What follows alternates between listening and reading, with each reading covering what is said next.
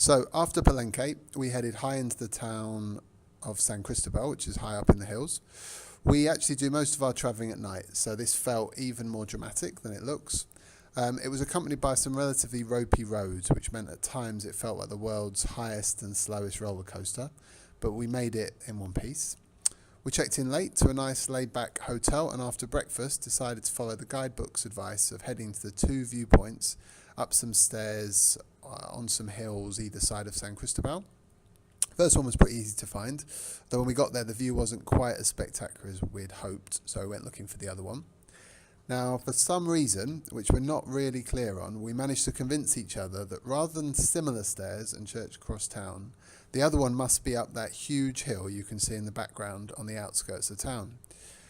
So we went up a track path, and then when that ended, we asked an old lady what to do, and she directed us up into the forest.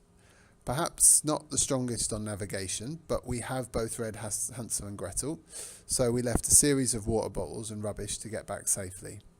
It was totally worth the hike though at the top. Rows of wildflowers and an epic view. Took some photos and headed back down.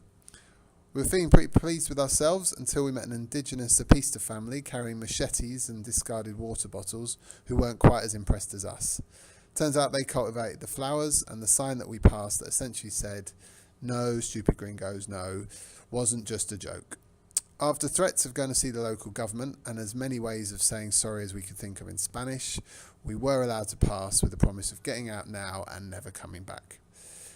The next day we went and explored the town, and it was really cool, or it is really cool. It's fairly touristy, but in a way that means there's lots of art and things going on. There's a cool market that sells veg, flowers from our Zapista friends, live birds, and these chicks, which I'll be honest, never realised came in so many different colours. There's also a Mayan textile museum. Don't worry if you don't think you'll make it. I think Alice has a photo of every single thing in there, so I'm sure she can do a separate lecture or video for you at some point. The next day, we decided to do something less adventurous and more city-focused. So we went for a coffee in a collective in town, had a vegan burger at lunch at a really nice veggie restaurant, checked out a local Mayan art gallery, and finally went to see a Werner Herzog film about the internet over tea and carrot cake. It was amazing, really nice day, sort of day that finishes and you look in the mirror and think, wow, is that me? What happened? Well, after that we had one day left, and we decided to head to Canyon Sumidero, which is a short drive away, but when you get there you take a boat for a couple of hours and you see crocodiles, howler monkeys, vultures, and these things that I'm going to call ducks, as I don't know what they really are. You go right through the canyon, which as you can see is incredible. In fact, it's awesome in the truest sense of the word, and you really get a sense of perspective from the top. After that, it was almost time to go. Oh, no, well, not before we found the actual second church that the guidebook had really meant. This one, it turns out, was in the town and had stairs and people and things like that, but I'm sure loads of other people get confused too.